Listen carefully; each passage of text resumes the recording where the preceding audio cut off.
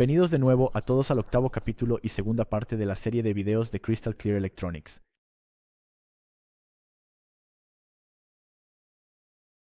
Espero que estén listos para continuar con el ensamblaje. En este video implementaremos una función similar, pero con un circuito integrado 555 en lugar de un transistor. ¿Pero por qué es bueno usar circuitos integrados? En lugar de componentes discretos,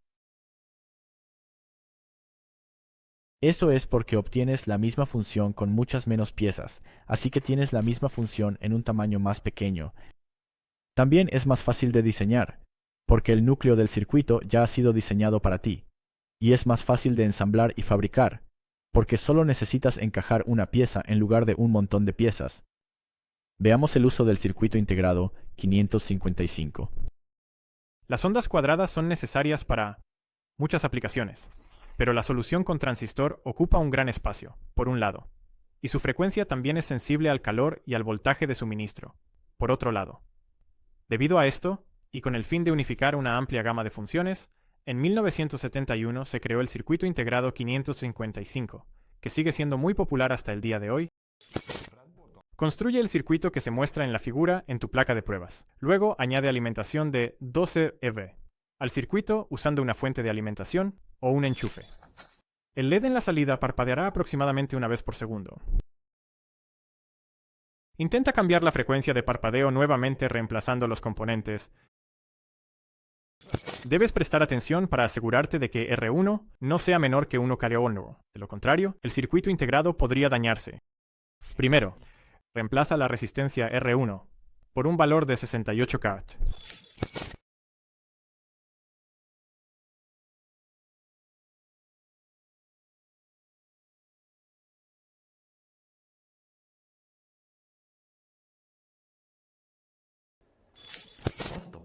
Notarás que el LED está encendido por un periodo de tiempo más largo que el que está apagado, y la velocidad de parpadeo se reduce ligeramente.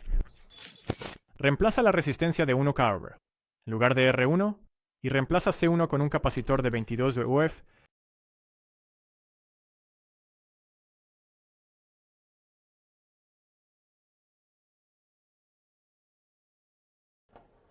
La velocidad de parpadeo se reducirá a la mitad, mientras que el LED estará encendido aproximadamente el mismo tiempo que estará apagado.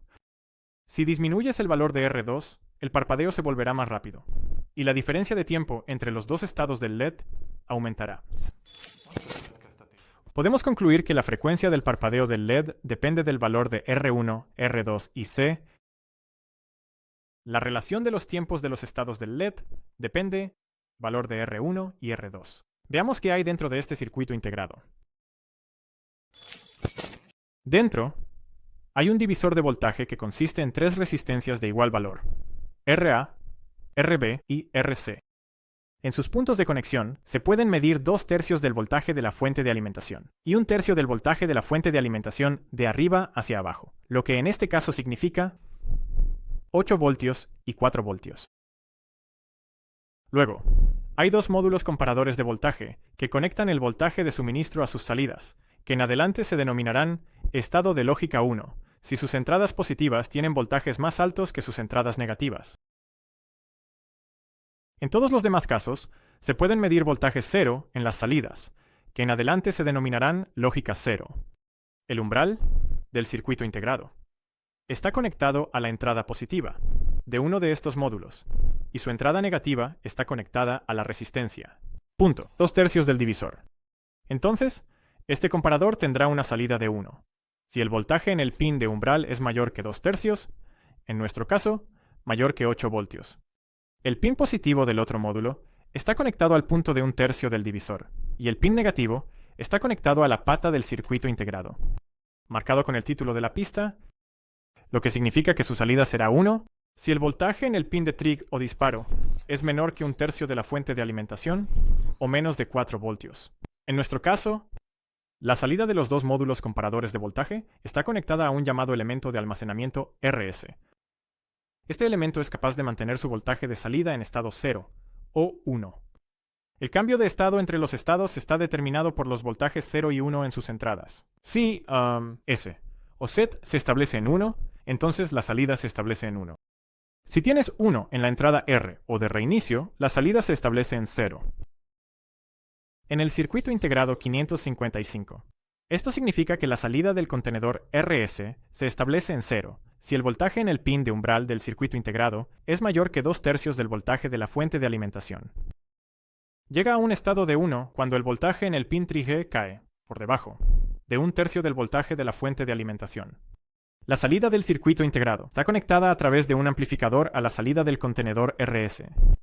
Para asegurar que se puedan fluir hasta 200 mA de corriente en la salida del circuito integrado, o en la salida, el circuito integrado incluye un transistor que se activa cuando la salida del flip-flop RS está en el estado 0. Esta operación negada se lleva a cabo mediante una unidad representada por un triángulo y un pequeño círculo conectado a la base del transistor. El pin de descarga del circuito integrado está conectado a través del transistor al pin de tierra del circuito integrado. ¿Cómo funciona el circuito integrado en el circuito estable? Inicialmente, el voltaje del capacitor C1 es de 0 voltios. Cuando se conecta a la fuente de alimentación, se puede medir el voltaje de suministro en la salida del circuito integrado. El LED está encendido, ya que el voltaje en el pin TRIG es menor que 1/3 de la tensión de alimentación, que en adelante se denominará 4 voltios, y la entrada S del flip-flop es 1. El capacitor comienza a cargarse a través de las resistencias R1, R2. Tan pronto como el voltaje alcanza los 4 voltios, la salida del comparador inferior será 0, pero la entrada R del flip-flop seguirá siendo 0, por lo que la salida del circuito integrado no cambiará. El proceso descrito hasta ahora solo ocurre cuando el circuito se está encendiendo. Los eventos posteriores se repetirán periódicamente.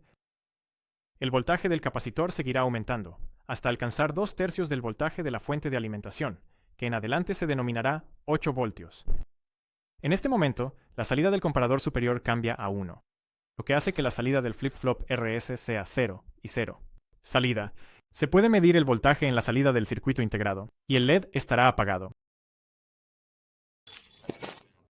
Al mismo tiempo, el transistor se activa y se conecta al pin de descarga a tierra, lo que provoca que la corriente fluya desde el capacitor a través de R2.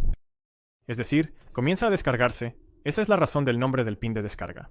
El voltaje del capacitor baja a 4V. En ese momento, la salida del comparador inferior cambiará a 1, lo que hará que la salida del flip-flop se establezca en 1. El transistor interno se cierra, y la conexión entre el pin de descarga y tierra se interrumpirá. Al mismo tiempo, se puede medir la fuente de alimentación en la salida del circuito integrado, por lo que el LED se enciende. Ahora vamos a reemplazar R2, la resistencia de 1 megaohmio.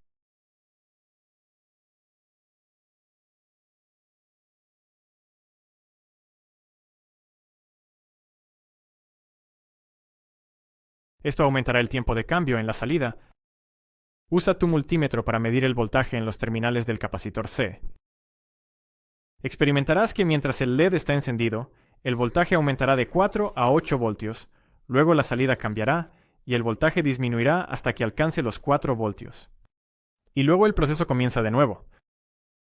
Los dos voltajes umbrales son exactamente 2/3 y 1/3 del voltaje de alimentación, por lo que el circuito opera como se describió anteriormente. El cambio en el voltaje en la salida del circuito integrado depende del tiempo de carga y descarga del capacitor. Durante la carga, este tiempo está determinado por los valores de R1, más R2 y C. En la salida se puede medir el voltaje de alimentación, el LED está encendido.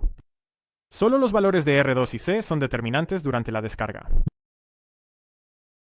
El voltaje de salida es entonces 0 y el LED está apagado. Esto significa que si la resistencia de R1 es mucho menor que la resistencia de R2, entonces la duración de los estados de encendido y apagado no será igual. También experimentaste esto cuando, ¿no? Y R2 eran resistencias de 68 kΩ. La relación de los dos periodos se puede calcular con la siguiente fórmula, y al sustituir los números, el resultado es 2. Esto significa que el LED se enciende el doble de tiempo de lo que está apagado. Si el valor de R1 es mucho menor que el valor de R2, entonces los dos periodos serán aproximadamente iguales. Y la frecuencia de la salida estará determinada principalmente por el valor de C y R2. Ahora, configuremos nuestro circuito a la disposición original. Reemplaza el capacitor de 22 UF.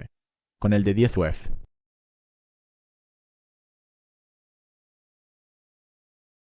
Cambia de nuevo nuestra resistencia de 68 kW a 1 kW y nuestra resistencia de 1 mW a 68 kW. Esto restaura un circuito a la disposición original. Ahora agrega otro LED y una resistencia conectados entre voltaje alimentación 12 EV y la salida del circuito integrado 555.